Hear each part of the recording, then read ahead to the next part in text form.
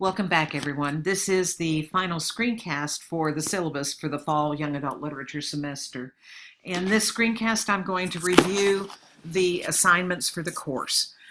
Please also understand that if you look at the assignment tab here in LiveBinder, you're going to get separate tabs for all the assignments that will let you know more information about each and every one of them. But for now, let's just look at what the syllabus has to offer. I'm sorry, when I click back on the syllabus, it always goes back to the very beginning. So excuse me while I kind of flip through here. Here we go. So the first assignment you're going to do, and remember this is due August 26th, is your reading autobiography.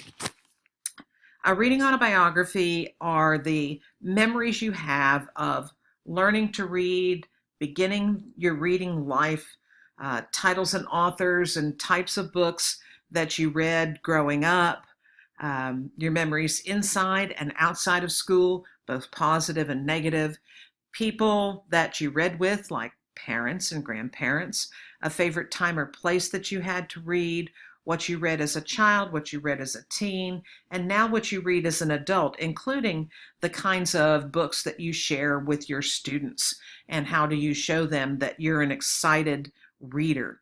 Do you participate in any kind of social networks? Do you do reading in any kind of digital forms? This can be an essay. It can be in a non-traditional form. Certainly a lot of people have done PowerPoints, but you can also use Padlet. You can use When in Time, which is a timeline app that's really simple to use. Dr. Perry has even done hers as a sketch note. And I've given you examples and an example of Dr. Perry's sketch note and my Padlet under the assignment tab under Reading Autobiography. So you've got some information there. This assignment is worth 100 points. If you'll notice as we go along, all of the assignments are worth 100 points. They're equally weighted. So kind of keep that in mind. The second assignment has to do with the blog that you're going to create about your books. You're going to create a blog site, or if you have one you've already used for another course, and I know that some of you have created a blog for 5370 or 5360, feel free to add on. You don't have to create a new blog. It's there that you're going to write about the 25 books that you read for the course. And remember, you're going to do that in a set of 8, 1 through 8, then 9 through 16, then 17 through 25. Each of the blog posts has to have the following information. Number 1, a bibliographic citation using correct APA format. If you're unsure about correct APA format, there are tons of resources available for you online. You're also going to include the cover of the book, and the JPEG that you're going to use has to be at least 300 by 300 DPI. You can check that when you go to Google Images or some other site. You can see what the DPI is for the picture. The reason for that is if it's smaller than that, if it's not at least 300 by 300, the cover gets pixelated when you put it up at the blog. So kind of look at that. You're going to give me a brief summary of the book. That's 100 to 150 words. Those are guidelines there. Don't feel like you have to use those guidelines. Any shorter, though, and you're probably not making the summary as full as it can be. And remember, we talked about what those summaries need to do when we looked at getting started for the class.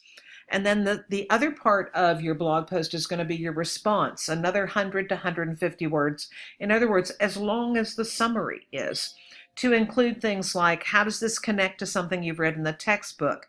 What are some other books related to the theme of the book? What are strengths or weaknesses of the book? Who might like this particular book? Are there book trailers out there or other URLs that might be of interest to someone who's read this book? Please don't do the same response for every book. Please make sure that you give me a variety. That's worth 100 points. The next are textbook reflections, also worth 100 points for each of the chapters, and there are, I believe, 13 of them, and you're going to do those in chunks as well. Remember when we looked at the due dates. You're going to write a blog entry that summarizes the content of the chapter. That's first. Give me the summary. This is how you show that you have read the chapter. And then you're going to reflect on the content and how it has or will affect how you read and evaluate young adult literature. The reflection needs to be as detailed as the summary.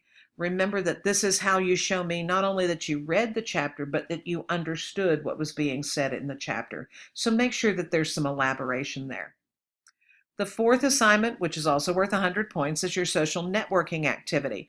It has two parts. The first part is to follow people on Twitter. Remember, I said we're going to build a PLN. So you're going to follow me. I'm Professor Nana. You're going to follow Dr. Perry. Her Twitter handle is K Perry. You're going to select 5 other people to follow, including 1 young adult author, 1 classroom teacher at the intermediate, middle school, or high school level, a publisher, a literacy organization, and a school librarian. You're going to be following them for a minimum of 10 weeks and then talking to me about what you learned, who you followed, what links did you follow, what dates did you follow them. You're going to be giving me some specific information there. How will these social networks help you as a school librarian? So you're going to be writing a reflection here. It needs to be a detailed reflection. Under the assignment tab up here, there's some more information, and there's also over here a Twitter starter pack to help you identify those people that you might want to follow on Twitter. We'll also have a Twitter chat, and the date will be announced. It'll be from 7 to 8 o'clock Central Time on the night that we determine, and you're going to chat with me, with Dr. Perry, and with her students as well. We'll give you more information as the time for that comes. And finally, you have a TK20 assignment. Your TK20 assignment requires that you create a list of 20 frequently banned and/or challenged books. Half should be for young readers, K through 5, half for young adults, 6 through 12. They should reflect a good diversity, race, ethnicity, socioeconomic status, forms and formats, body image, disabilities, etc. A good place to begin is the list that I provided you right here from the American Library Association Office of Intellectual Freedom. Once you have that list of 20 compiled, be sure to use APA format for those citations. Then you're going to complete the following activities. Number 1, select 2 libraries in your district, in your area. One that's elementary, one that's middle or high school. Search the online collections to see which, if any, of the books are part of that collection. Highlight the titles that you find in those collections. Then you're going to write a rationale for one of the challenge books for children and one for young adults. And the guidelines for doing it are right here at this link. And finally, you're going to develop a reading promotion for the 2 books that include reading instructional strategies. So include in your lesson plan, one for each book, strategies such as reading aloud, summarizing and note-taking, using graphic organizers, things like that. That's the TK20 assignment. That is the culminating assignment for the course. It's the last one due in the semester. It too is worth 100 points. There are the due dates here in your syllabus as well. And what's really important is right here. How do you get your A? You have a total of 500 points available for all of the assignments for this course. An A is to get 90% of those points. That's 450. A B, you get 80 to 89% of the points. That's 400 through 449. A C, 350 to 399 points. Below that, you have an F.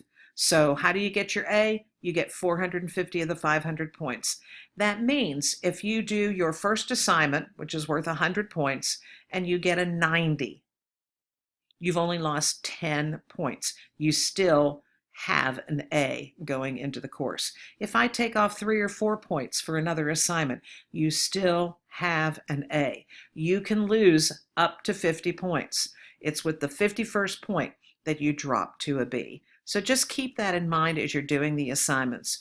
Just losing a few points here or there will not keep you from getting an A. Of course, I know everybody wants to do perfectly on everything, but if you try your hardest, if you fulfill the assignment, if you do what is being required of you, everything will be okay. I'll be back with more screencasts on other assignments shortly.